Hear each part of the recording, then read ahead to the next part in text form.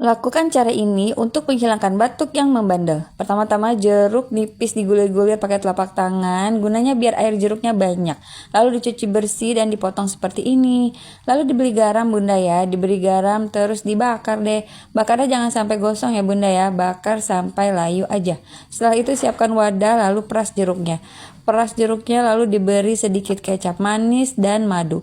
Minum 3 kali sehari bunda ya, insya Allah batuknya hilang. Share video ini apabila bermanfaat. Selamat mencoba tipsnya. Jangan lupa di like, komen, dan subscribe untuk tips lainnya.